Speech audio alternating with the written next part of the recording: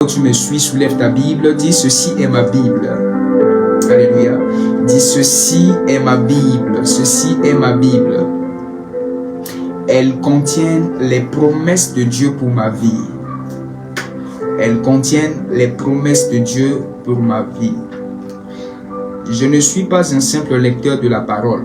Répète après moi, je ne suis pas un simple lecteur de la parole. Je suis un pratiquant de la parole. Je suis un pratiquant de la parole. Ce soir, j'ouvrirai ma Bible. Ce soir, j'ouvrirai ma Bible et Dieu me parlera. Et Dieu me parlera. Au nom de Jésus. Amen. Que Dieu vous bénisse abondamment. Alléluia. Ok. Comme je l'avais déjà annoncé, tu vas prendre dans le livre de Matthieu chapitre 16, verset 13 à 20. Matthieu chapitre 16, le verset 13 à 20. Matthieu chapitre 16, le verset 13 à 20. Je lis au nom de Jésus, la Bible dit: Jésus étant arrivé dans le territoire de Césarée de Philippe, demanda à ses disciples: Qui dit-on que je suis? Moi, le Fils de l'homme. Ils répondirent les uns: disent que tu es Jean-Baptiste, les autres Élie, les autres Jérémie, ok, ou l'un des prophètes. Et vous, leur dit-il, qui dites-vous que je suis?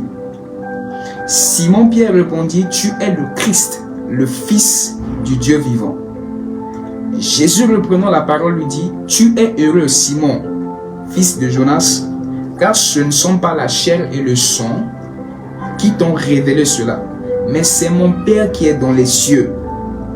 Et moi je te dis que tu es pierre, et que sur cette pierre je bâtirai mon église, et que les portes du séjour des morts ne prévaudront point contre elle. Amen.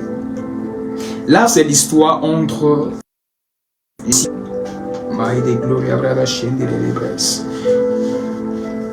Oh yes. Donc l'histoire parle de Jésus, ok, l'attribut que les gens m'ont attribué. Et c'est là que les disciples ont commencé à répondre. Et ils ont dit, il y en a d'autres qui disent que toi, tu es Jean-Baptiste, ok. Tu es Jean-Baptiste, pourquoi? Parce que Jean-Baptiste prêchait le message du royaume. Donc toi aussi tu es venu, tu prêches le même message. Donc pour les gens,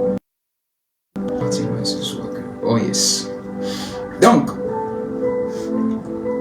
pour certains tu es Élie, pour d'autres tu es le prophète Jérémie, pour d'autres tu es juste l'un des prophètes qui est revenu.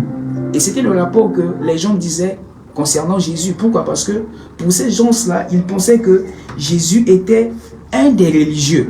Amen. Parce qu'ils pensaient que Jésus était un religieux. Parce que les prophètes, les Jérémie, les Élie, les Jean-Baptiste là. Donc automatiquement, les gens pensaient que Jésus était un homme religieux. Et c'est là que maintenant Jésus a dit que non, toutes ces réponses-là, ça ne colle pas. Toutes ces réponses-là, ils sont en train de m'attribuer et de me coller à la religion. En parlant des prophètes ceci, prophètes cela, prophètes ceci, prophètes cela. Mais vous, mes propres disciples, pour vous, je suis qui? Qui dit-on moi? Ok, c'est ça la question. Qui dites-vous que je suis? Il les a posé la question. Et c'est là que Simon-Pierre a pris la parole. Et Simon-Pierre a dit: toi, tu es le Christ.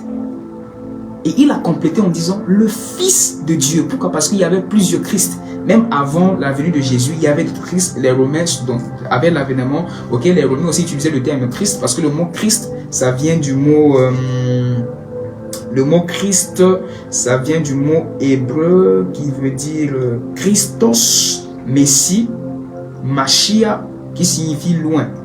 Les Grecs à l'époque aussi utilisaient le terme Christ dans leur truc. Mais c'est quand l'avènement avec l'Empire romain, l'intrusion ou l'infiltration du christianisme et du judaïsme, c'est ça qui a fait que les Romains et les Grecs ont commencé à considérer et attribuer le terme Christ à Jésus. Et c'est là que Pierre dit que toi tu es le Christ, mais pas n'importe quel type de Christ. dont pensent les Romains et les Grecs. Mais toi, tu es le Christ là, le Fils de Dieu. Amen. Donc, l'apôtre Pierre Simon Pierre était en train de dire à Jésus, toi Jésus là, tu n'es pas un homme religieux. Tu n'es ni Jérémie, tu n'es ni l'un des prophètes. Ok? Et c'est l'erreur qu'aujourd'hui, nous on fait, d'autres personnes font, en attribuant, en essayant de comparaître Jésus à d'autres prophètes. Que Jésus est comme le prophète Mohamed, comme chez les musulmans, Jésus est comme ceci, est comme cela. Jésus n'a rien à voir avec une religion. Jésus n'est pas le Dieu du christianisme, non. Simon dit que toi, tu es le Christ, le Fils de Dieu. Et c'est là que Jésus a dit que, Simon Pierre, ce que tu viens de dire là, ce n'est pas ta chair, ce ne sont pas ta chair et le sang, ok, qui t'ont révélé cela, mais c'est mon Père qui est dans les cieux, qui t'a donné cette révélation. C'est vraiment une grande révélation. Tu viens de m'identifier comme étant un Christ, un enfant du royaume, un fils du Dieu vivant. Voilà pourquoi vous allez voir que sur le verset suivant, le verset 17, si vous avez la Bible, s'il vous plaît, c'est très important. C'est sur là que je vais maintenant commencer à vous parler de la mission et de la vision de l'Église. Le verset 17 du Matthieu chapitre 16, la Bible dit, Jésus reprenant la parole dit, Simon, dans le verset 18, c'est le verset 18 plutôt, Jésus dit, et moi je te dis que tu es Pierre, et sur cette pierre je bâtirai mon église. Et moi je dis que tu es Pierre, et sur cette pierre je bâtirai mon église. Lorsque, bien aimé, lorsque vous lisez de tels genres de versets comme ça, en français, vous n'allez pas comprendre ça. Ici, nous avons deux mots pierre. Il y a le premier pierre, quand Jésus dit, tu es Pierre. Et sur cette pierre, ce deuxième pierre-là, je bâtirai mon église. Littéralement parlant, c'est pierre. Ok? Quand vous lisez, ça fait pierre. Mais, dans la langue dans laquelle on avait écrit ce pierre-là, c'était écrit en grec. Le premier pierre, quand Jésus dit, tu es Pierre, écrit avec grand P là, c'est le mot Pétros. En grec, ça signifie Pétros. Et Pétros veut dire petit caillou. Voilà, petit caillou. Et maintenant, le deuxième pierre où Jésus a dit, sur cette pierre-là, je bâtirai mon église là. La pierre sur laquelle Jésus bâtirait son église là. Ce mot pierre-là, ici, c'est aussi un mot grec qui veut dire Pétra. Pétra. Et Pétra signifie littéralement une grande montagne. Une grande montagne. Donc Jésus était en train de dire dans ce verset ici à Pierre là que toi, petit caillou, sur toi Pierre, en fait Pierre, c'est toi Pierre, mais c'est ça le sens Pétros. Toi Pierre, petit caillou, je bâtirai mon église, pas sur toi Pierre là, petit caillou là, mais je bâtirai mon église sur le pierre de Pétra, qui veut dire grande montagne là. Et cette montagne dont Jésus était en train de parler, c'était de la révélation que Pierre a dit que tu es le Christ et le Fils de Dieu. C'est-à-dire que toi Jésus, tu n'as rien à voir avec la religion, tu es un fils du royaume, tu es un roi, tu es un messie. Yes, tu es un oint. C'est cette révélation-là dont Jésus dit que ça ne vient pas de toi, ça vient de ta chair. Ça ne vient pas de ta chair et de ton sang. C'est mon Père qui est dans les cieux qui t'a révélé là. C'est vraiment une grande révélation. Et c'est sur cette révélation-là que Jésus appelle ça en grec Pétra. Et en français, ça se traduit Pierre. Alors, lorsque vous lisez la Bible comme ça, vous allez voir que vous allez penser que Jésus est en train de parler d'une pierre. En sangotène. Non, Jésus ne parle pas d'une pierre ici. Le pierre dont sur cette pierre, la pierre dont Jésus est en train de parler ici, il est en train de parler de la révélation. Parce que ce mot pierre là, c'est le mot Pétra qui veut dire montagne, une grande montagne. Et la montagne cette montagne où Jésus est en train de parler ici, c'est la révélation que Pierre a dit à propos de Jésus.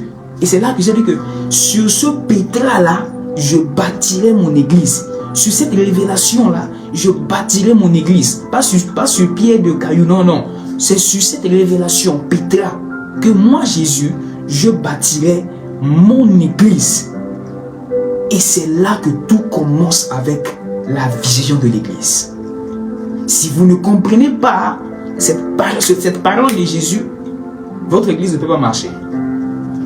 Vous allez fonctionner et vous allez penser que vous êtes dans la voie de Dieu, comme Proverbe dit, mais ce n'est pas la voie de Dieu. La vision de l'église, comme Jésus dit, sur cette montagne de révélation, moi, Jésus, je bâtirai mon église. Sur ce pétra, moi, je bâtirai mon église. Sur cette révélation où tu dis que je suis Christ, ok, le Fils de Dieu, mon église, qui n'a rien à voir avec la révélation, qui n'a rien à voir avec la religion. La vision de l'église, c'est de veiller à ce que le royaume de Dieu soit établi sur la terre.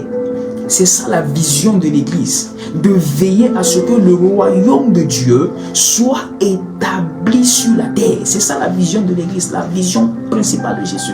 Jésus était venu, il a prêché sur le royaume de Dieu. Il n'avait pas prêché sur autre chose.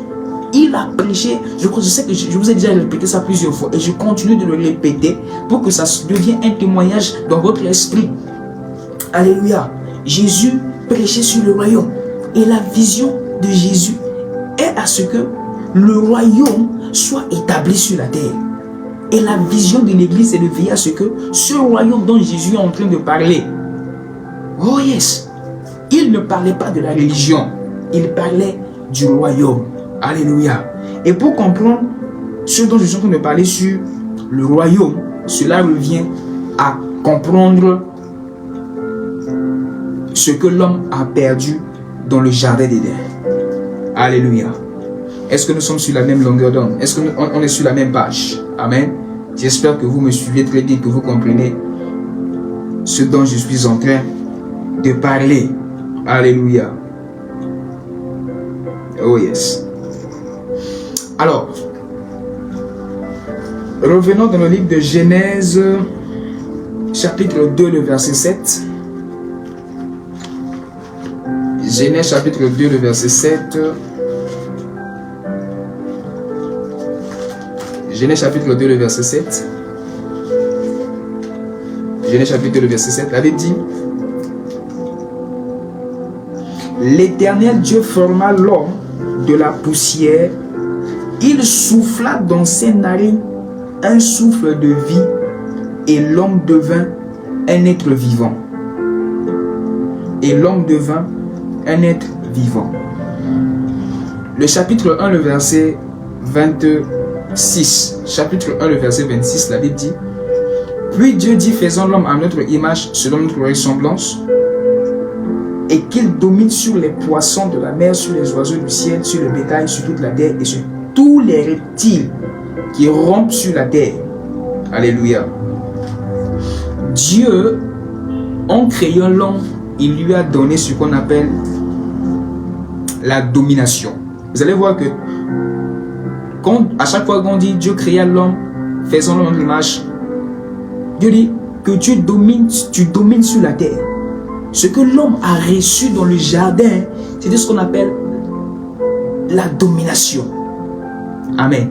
Et lorsque l'homme a péché, ce que l'homme a péché, c'était la domination. Et qui dit domination, dit autorité. Qui dit autorité, dit leadership. Qui dit leadership, dit pouvoir. C'est ce dont l'homme a perdu dans le jardin d'Éden. Lorsqu'on vous dit que l'homme a perdu la vie éternelle dans le jardin d'Éden, c'est faux. Si je vous pose la question, qu'est-ce que l'homme avait perdu dans le jardin d'Éden quand il a péché? Vous allez dire quoi? C'est vrai, vous allez dire que l'homme a perdu, c'est vrai, l'homme a perdu la présence significative de Dieu. Ok? Il a perdu l'Élohim, il a perdu cette présence-là, cette présence palpable de Dieu, parce que Dieu descendait dans le jardin et il visitait l'homme. C'est vrai, il a perdu ça. Mais qu'est-ce qu'il y a de concret, ok, qui appartenait à l'homme et que l'homme a perdu quand il a péché dans le jardin? Ce que l'homme a perdu concrètement dans le jardin, c'était la domination. Parce que Dieu lui avait donné le pouvoir de dominer sur la terre. Mais au travers du péché, l'homme a perdu cette domination. Et Jésus est venu, c'est pour l'établir, redonner à l'homme cette domination qu'il avait perdu dans le jardin. Voilà pourquoi il lui parle du royaume. Qui dit royaume, c'est une affaire d'un roi et de ses citoyens. Et lorsque vous devenez un roi, un membre de ce royaume, vous êtes comme un ambassadeur. Et quand vous devenez un ambassadeur, automatiquement vous avez la domination et le pouvoir. Oh yes. L'homme n'avait pas perdu dans le jardin la vie éternelle. J'ouvre la parenthèse. Ce n'est pas vraiment mon enseignement, mais c'est pour corriger une illusion que les gens font en ce qui concerne le jardin d'Éden. Je commence par ceci. L'une des choses que tout le monde en a peur sur cette terre, ou bien l'un des hommes, c'est la mort. Yes. Tout le monde a peur de la mort. Pourquoi? Parce que la mort, c'est un mystère. La mort est quelque chose qui effraie tout le monde sur la terre. Quand tu vois la mort, like, you will run away. Alléluia. So, lorsque Dieu créa l'homme et le plaça dans le jardin, il n'avait pas créé l'homme immortel. Il a créé l'homme. L'homme était un être vivant. Je vous ai lu le verset ici. Il a dit, l'Éternel souffla dans ses narines un souffle de vie. Et l'homme devint un être vivant. L'homme était un être vivant. Adam et Ève, avant le péché, ils étaient des mortels. Ils n'étaient pas des immortels. Ils n'avaient même pas la vie éternelle. Ils étaient des mortels.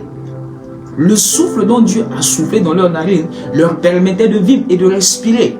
Mais ça ne faisait pas d'eux des immortels. Non.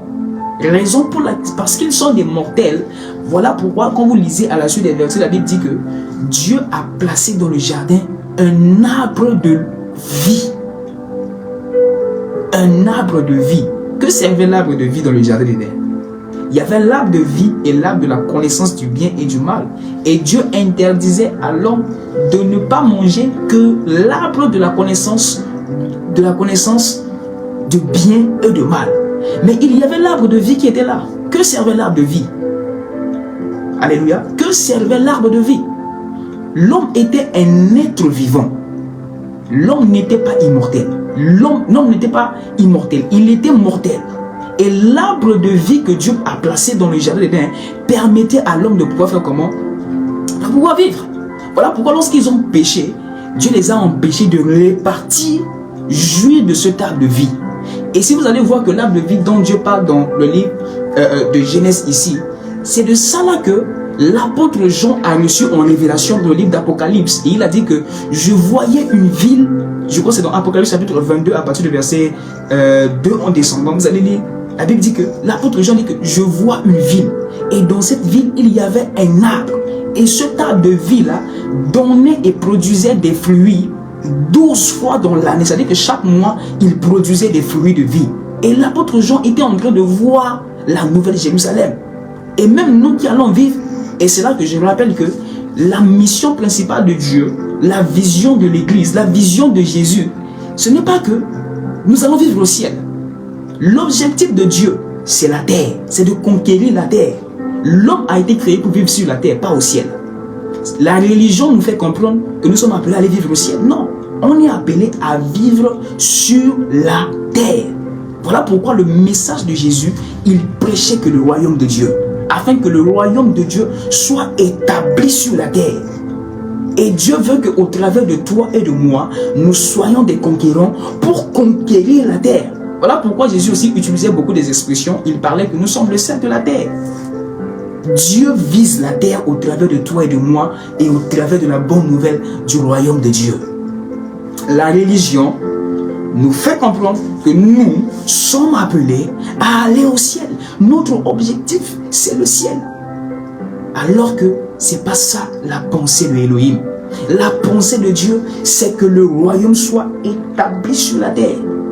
Ainsi, si je reviens sur ce dont je suis en train de dire, dans le jardin d'Éden, l'arbre de vie qui était là, c'est ça qui permettait à l'homme de pouvoir jouir de cette vie, de ce souffle de vie que Dieu lui avait donné. C'est pas que l'homme était déjà immortel et c'est à cause de son péché là qu'il est devenu mortel. Non, la mort dont Dieu parlait dans le jardin, c'était de la mort, la seconde mort, la mort éternelle, pas la mort physique.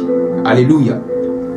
La mort J'aimerais sauver quelqu'un en disant que la mort est comme un don, ok? Parce que c'est au travers de la mort qu'il y a la résurrection. Et si vous lisez dans, je crois dans le livre de... Alléluia. Oh yes. Dans le livre de Romains chapitre 6, le verset 10 à 11. Romains chapitre 6, le verset 10 à 11. La Bible dit, car il est mort, et c'est pour le péché qu'il est mort, une fois pour toutes. Il est revenu à la vie, et c'est pour Dieu qu'il vit. Ainsi vous-même regardez-vous comme mort au péché et comme vivant pour Dieu en Jésus-Christ. C'est parce que Jésus est mort, ok? C'est pour le péché qu'il est mort et une fois pour toutes, et il est revenu à la vie. C'est pour Dieu qu'il vit. Oh yes. Ainsi vous-même regardez-vous comme mort et comme vivant en Jésus-Christ. Par sa mort, le péché n'a plus de pouvoir. Oh yes. À cause de la mort de Jésus, le péché n'a plus de pouvoir. Alléluia. Le péché n'a plus de pouvoir.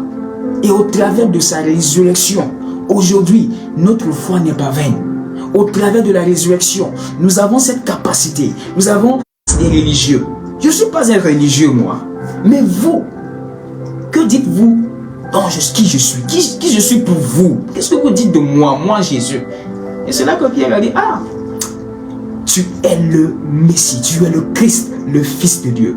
Et Jésus dit, aïe, aïe, aïe, aïe, aïe, aïe. Cette révélation que tu viens de dire là, ça ne vient pas de toi, Pierre. C'est mon Père qui est dans les cieux. Ce Père-là, il est le... Oh yes.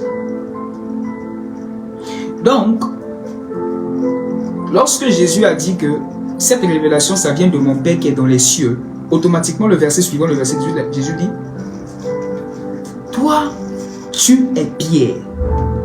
Et sur cette pierre, je bâtirai quoi? Mon église. Suivez. Ici, nous avons deux mots. Pierre et pierre. Tu es Pierre. Et sur cette pierre, je bâtirai mon église.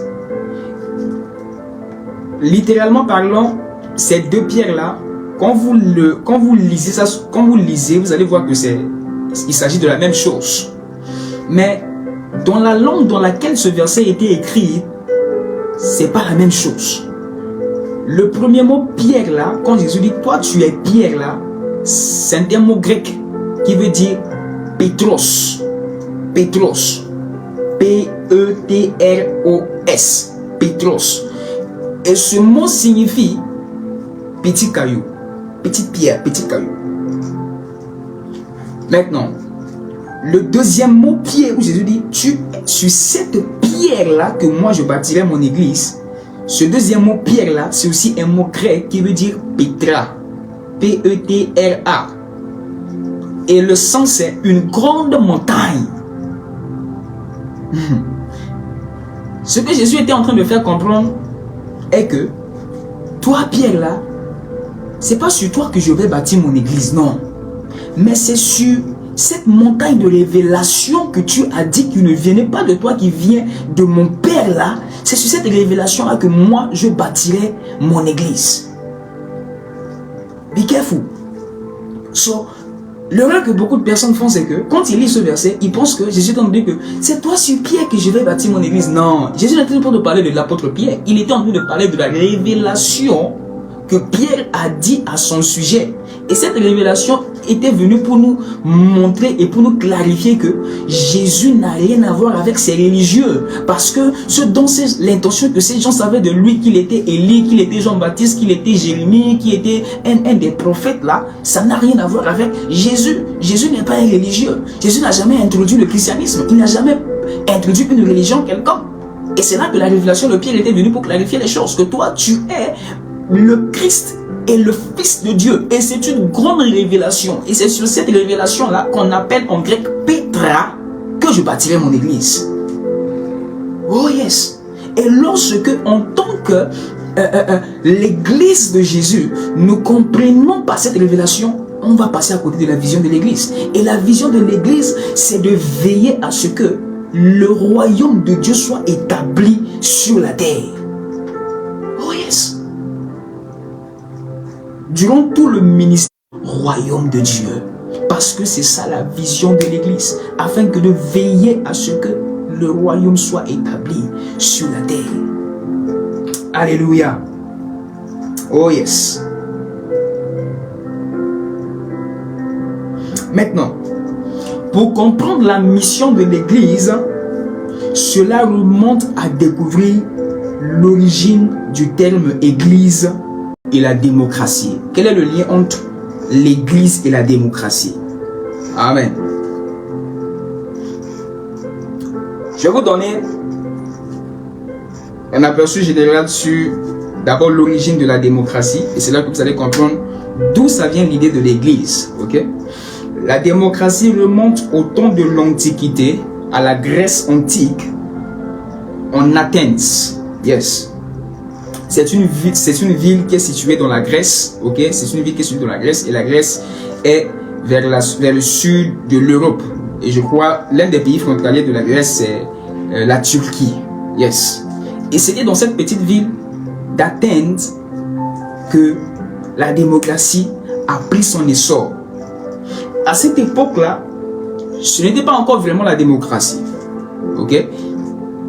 Vous comprenez déjà que la définition de la démocratie, c'est le pouvoir du peuple par le peuple, pour le peuple. C'est le peuple qui décide, c'est le peuple qui prend des grandes décisions. Ok? Le pouvoir, la décision.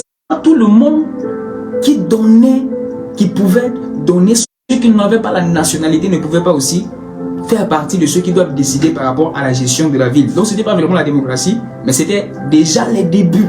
C'était déjà les débuts. Ce n'était pas vraiment la démocratie.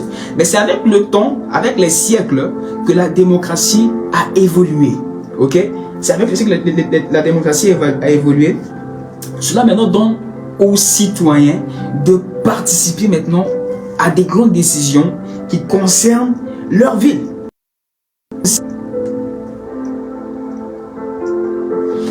Oh yes. Donc, avec l'évolution de la démocratie, maintenant, les citoyens peuvent participer maintenant à des décisions qui concernent la gestion et la bonne gouvernance de la ville d'Athènes. Alors, la question qu'on va se poser, avant l'apparition de la démocratie, comment la ville se gérait elle-même? C'était quel régime qui était en place? Comment on gérait la ville d'Athènes avant l'apparition de la démocratie? Amen. Comme je viens à peine d'expliquer, c'est que ce n'était même pas encore vraiment la démocratie, c'était le début de la démocratie, où on donnait aussi la possibilité à certaines personnes de décider. Mais bien avant ça, comment les gens prenaient des décisions? Qui gérait la ville? Comment? Quelle était la politique en place? Et c'est une chose de très importante. Amen. Avant la démocratie, la ville d'Athènes, ok, c'est pas si c'est comme ça qu'on prononce, parce qu'il y a la confusion avec moi en français, en anglais, tout ça. La ville d'Athènes était dirigée par une institution. Et cette institution-là, on appelle ça Ecclésia. Yes. Et l'Ecclésia, ça dérive du mot grec. Je prends le grec. Alright. Donc, avant l'utilisation de la première démocratie, la ville d'Athènes utilisait une politique de gestion qu'on appelait l'Ecclésia. Yes. Et l'Ecclésia, c'est un mot grec.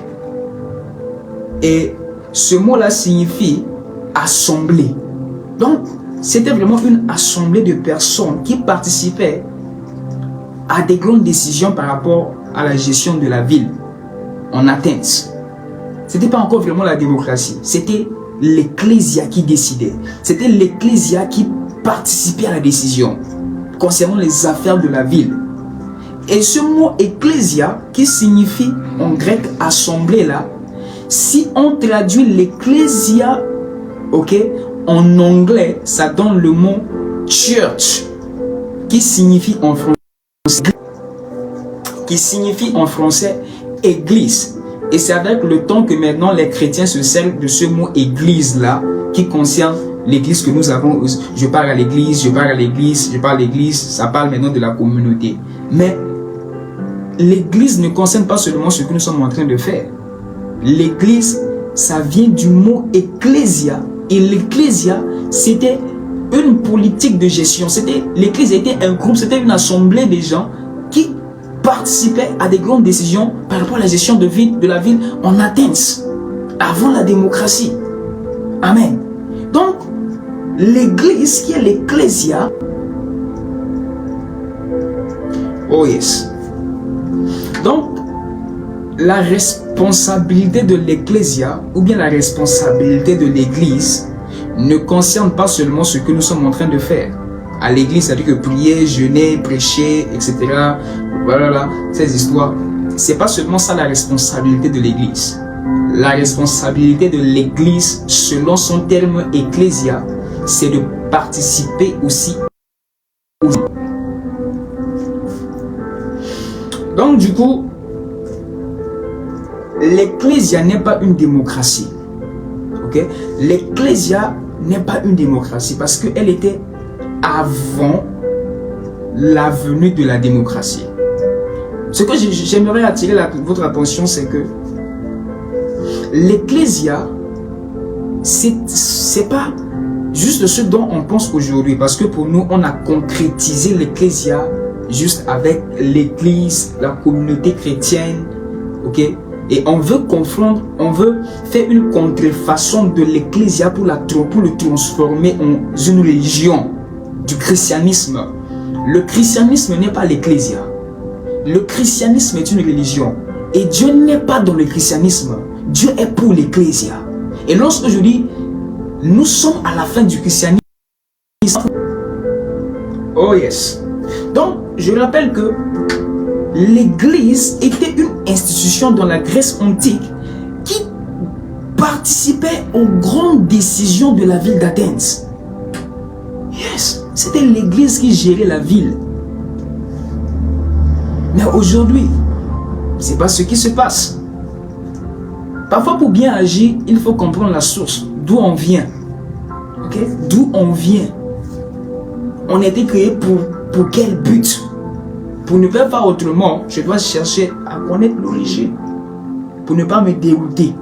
Et c'est ainsi. Donc, l'église n'est pas la démocratie, n'est pas une démocratie, mais c'est une agence que Dieu a mis en place sur la terre pour veiller à l'établissement de son royaume sur la terre. Voilà pourquoi j'avais dit que la vision de l'église, c'est de veiller à ce que le royaume de Dieu soit établi sur la terre. Comme Jésus a montré ça ici dans la prière de Matthieu chapitre 6. Lorsque vous priez, dites notre Père qui est dans les cieux, que ton nom soit sanctifié, que ta volonté qui est dans le ciel, ok, soit faite sur la terre. The purpose of God is that His will must be done on earth. May your kingdom come on earth. Que ton royaume vienne sur la terre. That is the purpose of Ecclesia, not Christianity. Alléluia. C'est ça l'objectif et la vision de l'Église et de l'Ecclesia. Dieu n'est pas dans le christianisme. Dieu est pour l'Ecclesia. Et l'Ecclesia était cette institution qui dirigeait la ville, qui avait le pouvoir, la domination. Et je vous ai rappelé que ce que l'homme a perdu dans le jardin, ce n'était pas la vie éternelle. Parce que l'homme n'était pas immortel, il était d'abord mortel. Et ce qu'il avait perdu, c'était la domination que Dieu lui a donnée sur la terre. Voilà pourquoi Jésus est venu au travers de sa mort et résurrection pour rétablir à l'homme sa domination. Amen. Et la doctrine, et c'est de cette doctrine du royaume de Dieu que l'apôtre Paul prêchait. Vous allez voir que dans cette même ville d'Athènes dont je suis en train de parler, où l'Ecclésia a pris son origine là, l'apôtre Paul aussi est parti en Athènes. Et qu'est-ce qui s'est passé en Athènes? Je crois que c'est dans le livre de Actes chapitre 17. Si vous lisez tout le chapitre 17, vous allez comprendre. Quand l'apôtre Paul est arrivé en Athènes, dans cette ville où l'Ecclésia a pris son origine, ok, et la démocratie aussi a commencé, la Bible dit que là-bas, en Athènes, il y avait tellement de l'idolâtrie. Les gens étaient dans leurs histoires de religion. Ceux-ci adorent telle idole parce que c'est leur Dieu. Les gens étaient vraiment des religieux. Ils étaient des adorateurs de la religion. Et quand l'apôtre Paul est venu, l'apôtre Paul commençait à prêcher et à enseigner une autre doctrine. Et quelle était cette doctrine que l'apôtre Paul prêchait? L'apôtre Paul prêchait la doctrine du royaume de Dieu. Il prêchait ce message du royaume de Dieu que Jésus les a recommandé de prêcher, qui n'a rien à voir avec la religion. Vous allez voir que dans le chapitre, dans le verset 7 du chapitre 17, Actes chapitre 17, le verset 7, la Bible dit, ils agissent tous contre les édits de César, disant qu'il y a un autre roi, Jésus. Oh yes, my God. Actes chapitre 17, le verset 7. Et voyez vous-même ce qui est écrit. Ils agissent tous contre les édits de César. Je vous avais dit que Jésus était né pendant le temps de César Auguste. Pendant le temps du César Auguste, au travers de lui, la Rome, qui était sous un régime de la République, s'est transformée en empire romain. Et c'est pendant ce temps de l'empire romain que Jésus était venu sur la terre. Il était né. Pourquoi? Parce que bizarrement, l'empire romain utilisait le même système utilisé par Dieu. Qui dit déjà un empire? Jésus était venu, il prêchait sur le royaume. Et les contextes que Jésus utilisait, c'était les mêmes choses que eux-mêmes ils vivaient et ils pratiquaient dans leur empire. Voilà pourquoi Jésus pouvait dire que ce qui est à César revenait à César et ce qui est à moi Dieu revient à moi Dieu. Alléluia. Et je crois, pour comprendre l'histoire de l'empire romain, je l'avais fait le mercredi passé. Je crois, il y a même l'enseignement sur ma chaîne YouTube où j'ai parlé de l'empire romain. Pourquoi Jésus est venu en son temps, au temps de l'empire romain. Amen. Alors je ferme la parenthèse. Lorsque l'apôtre Paul est venu dans cette ville d'Athènes, Paul s'y rendait et enseignait une autre forme de doctrine, celle du royaume de Dieu. Paul présentait Jésus comme le roi du royaume. Pourquoi? Parce que selon la version de ces gens-là, l'apôtre Paul est venu pour contrecarrer les édits de César en disant que Jésus est un roi. Il est le roi. Mais le roi de quel royaume? Le roi du royaume de Dieu. L'apôtre Paul prêchait le message du royaume. Il changeait leur doctrine. Leur doctrine de la religion, là, il a cassé ça. Il a parlé du royaume pour leur dire qu'il y a seulement un seul roi. Et le roi, c'est Jésus. Et c'est ça qui les faisait mal. Parce que pour les Romains à l'époque, là, il n'y avait pas un roi que César. Parce que le mot même César, là, si vous cherchez la signification du mot César, César même veut dire quelqu'un dont l'autorité est incontestable. C'est ça qui veut dire César. On ne peut pas blaguer avec son autorité. On ne peut pas blaguer avec sa parole. C'est un roi. Donc pour les Romains, là, c'était César le Dieu. C'était César le roi. Alors, quand l'apôtre Paul vient et il parle d'un autre roi qui est Jésus, du coup, les Romains commencent à dire, mais nous on connaît seulement un seul royaume, un seul roi. Quel est ce roi? Qui est ce roi dont tu es en train de parler? Alléluia. Et c'est ça l'origine et le message que nous sommes appelés, l'Église est appelée à prêcher, l'Église est appelée à veiller, afin que chaque membre, chaque chrétien, chaque chrétien, chaque enfant de Dieu puisse se rendre compte que je suis appelé à être un membre d'un royaume, pas un membre d'une religion. Oh yes. Un membre d'un royaume, pas un membre d'une religion. Parce qu'il y a une très grande différence entre le royaume de Dieu et la religion. Alléluia. C'était de cette doctrine-là que l'apôtre Paul a commencé à prêcher en Athènes. Et souvenez-vous, c'était dans cette même ville que la démocratie a pris son essor et l'Ecclésia aussi a pris son essor. L'Ecclésia a commencé en Athènes. C'était l'institution qui participait aux affaires de la ville. Et cette institution, avec le temps maintenant, est devenue, les chrétiens maintenant ont commencé à employer ce terme Ecclésia en ce qui concerne leur assemblée. Notre assemblée aujourd'hui. Je pars à l'église le dimanche. Mais ce mot église a une histoire. Et c'est important de pouvoir connaître d'où ce mot église. L'église là, l'Ecclésia existait bien avant. Alléluia. L'une des choses importantes, c'est que il y a une grande différence entre la politique du royaume de Dieu et la politique de la démocratie. Avec la démocratie, c'est le peuple qui décide. C'est le peuple qui passe. Le pouvoir revient au peuple. Si le peuple décide aujourd'hui que l'homosexualité doit se pratiquer dans la ville, l'homosexualité va se pratiquer dans la ville. Là, c'est la démocratie, la politique de la démocratie. Aujourd'hui, nous votons. Nous les mettons sur la tête de nos pouvoirs. de nos pays. Amen. La démocratie. Alors que la politique du royaume, le pouvoir est décidé, est dirigé par une seule personne, le roi. Et ce roi, c'est Dieu, c'est Jésus. Il y a une très grande différence entre la politique utilisée dans un royaume que la démocratie. Alléluia. Voilà pourquoi j'avais dit, je crois, dans l'épisode 1, la première épisode ou 2 de cette série que je suis en train d'enseigner, et j'avais parlé de ce concept qui dit un royaume de sacrificateurs. Un royaume de sacrificateurs. J'avais déjà expliqué ça. Amen. Si vous avez compris ce dont j'avais expliqué, ce que c'est un royaume de sacrificateurs, vous allez comprendre que Dieu veut faire de nous, Dieu veut ramener ce que le péché a séparé. Le péché a séparé le roi et la sacrificature. Oh yes.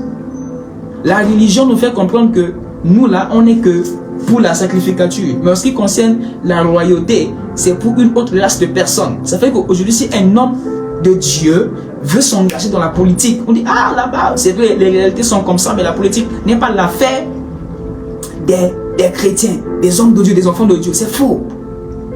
L'objectif de Dieu, la mission de Jésus, la vision, c'est faire de nous une race élue, une nation sainte et un royaume de sacrificateurs. C'est-à-dire que, qui dit royaume de sacrificateurs, on a deux mots, royaume et sacrificateur.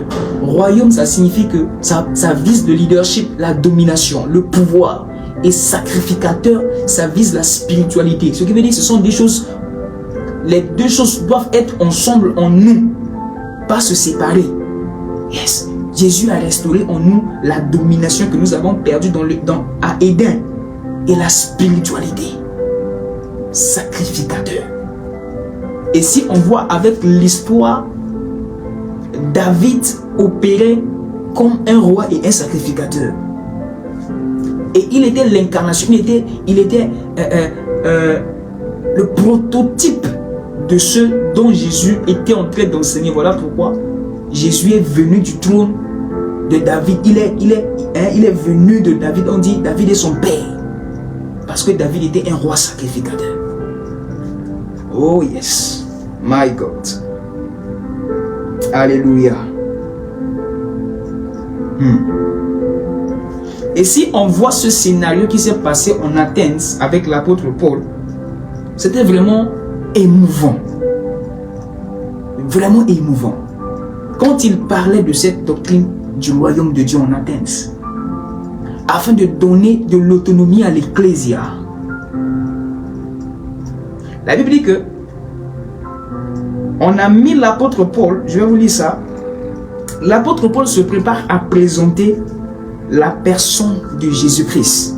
L'apôtre Paul se préparait à présenter le royaume de Dieu dans la capitale littéraire du monde antique, dans la cité la plus cultivée de la terre, la résidence des philosophes, des orateurs, des poètes, des artistes, des sculpteurs et des peintres. Paul est au siège de la plus prestigieuse université où viennent étudier des milliers d'étrangers ainsi que tout Romain qui souhaite parfaire son éducation. Parce que qu'on avait attaché, on avait maintenu Pierre, l'apôtre Paul. Cette doctrine qu'il est en train d'enseigner sur le royaume là, on l'avait dit de pouvoir aller sur une place. On devait l'amener sur une place devant beaucoup des auditoires afin qu'il puisse expliquer ce message du royaume. Et bien aimé, là où on a mis l'apôtre Paul là, c'est ça que je suis en train de vous lire, c'est la plus prestigieuse de la place qui existe sur la terre pour parfaire, si tu veux parfaire ton éducation. C'était Rome. Et c'est là où on a les philosophes, mais on parle des Platon, des Pythagore, des Socrates. Tous ces grands penseurs là étudiaient dans cette cité. Et c'est devant cette cité là, que l'apôtre Paul parlait du message du royaume. Pour leur faire comprendre que Jésus n'a rien à voir avec la religion. Il n'a rien à voir avec vos histoires d'idolâtrie, histoires de religion, je suis de ça. Parce que la religion, c'est la structure que l'homme a mis en place pour chercher Dieu, pour connaître Dieu. Il a dit non, vous allez très loin. Alléluia.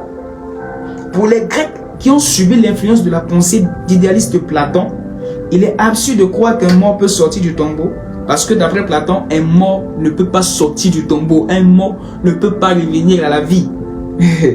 Mais l'apôtre Paul les a dit le contraire. Alléluia. Il les a prêché le contraire. Cependant, la prédication de Paul n'est pas sans résultat, puisque plusieurs personnes croient en Jésus. Damaris et Denis nous sont totalement inconnus. Ils sont probablement les mentionnés à cause de leur statut social élevé. Les membres de l'Aréopage étaient les juges, un poste réservé aux hommes les plus nobles de la cité. Selon l'historien Usée, Denis serait devenu évêque de l'église Athènes et aurait souffert le martyre. Ce qui veut dire, après la prédication de l'apôtre Paul, où il a présenté la doctrine du royaume de Dieu devant cette grande auditoire, on a eu un résultat. Un de ces penseurs est devenu un évêque, un bishop. Oh yes. Alléluia. Il a modifié la doctrine. Il a changé la manière de penser de ces gens. Ils ont pensé que la religion est la voie par laquelle ils peuvent arriver chez Dieu. Ils ont pensé que le seul roi dont eux ils avaient, c'était César. Mais l'apôtre Paul les a prêché que Jésus est le roi.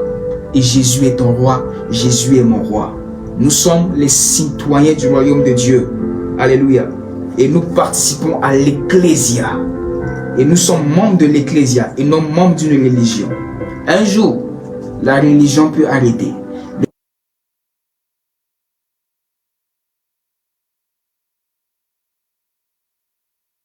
Alléluia.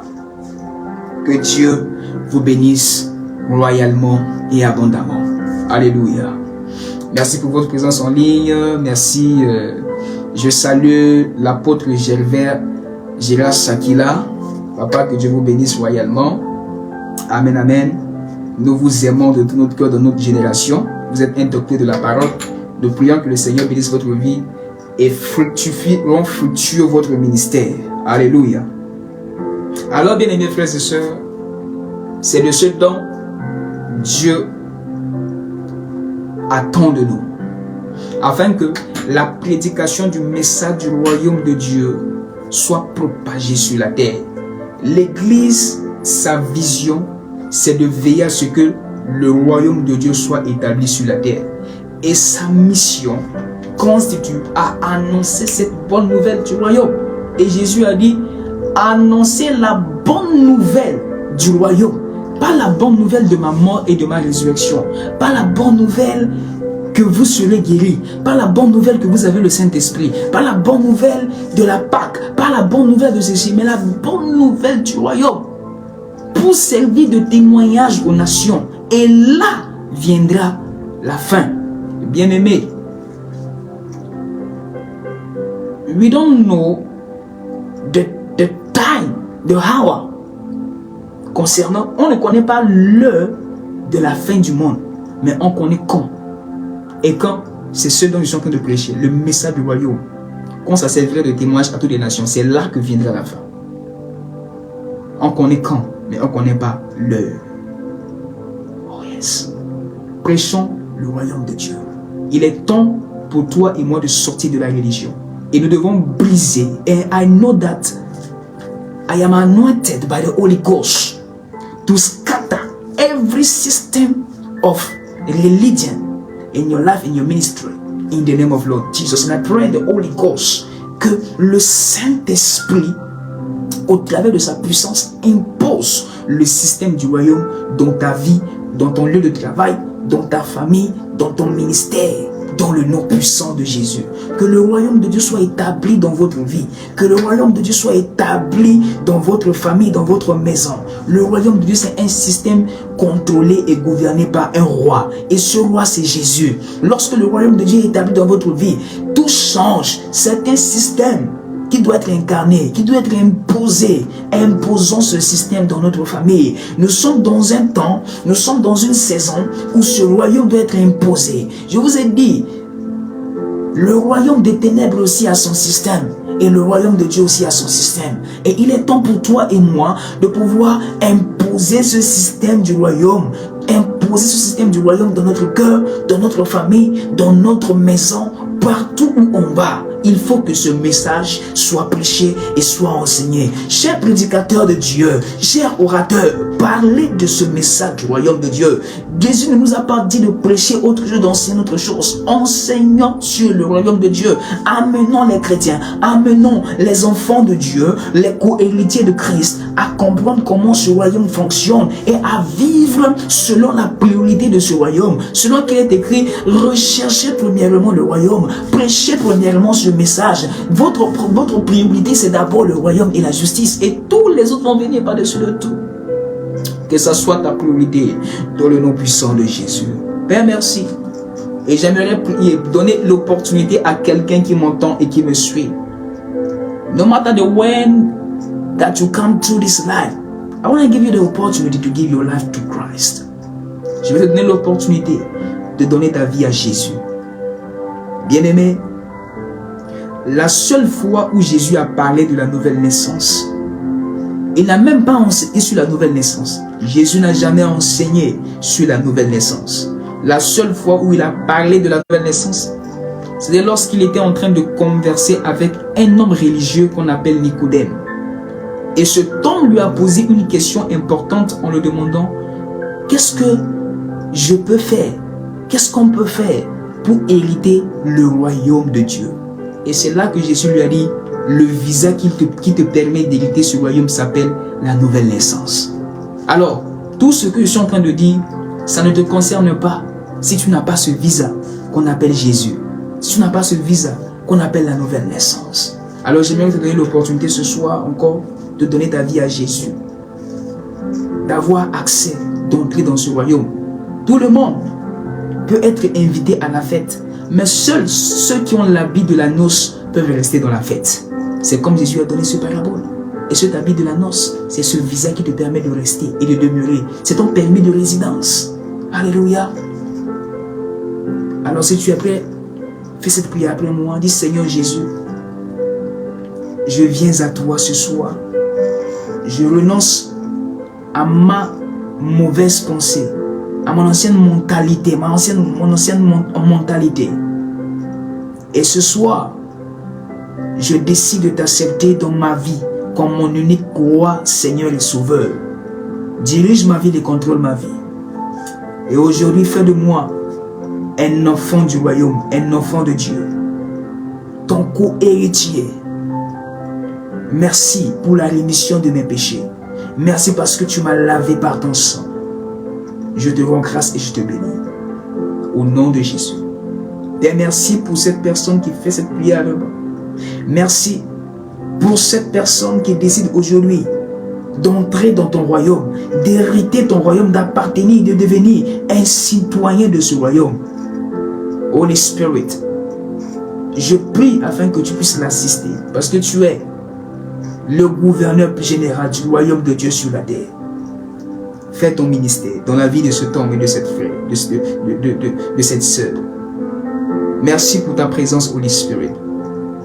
Merci parce que tu règnes et que tu prends le contrôle. Au nom puissant de Jésus, j'ai ainsi prié. Amen.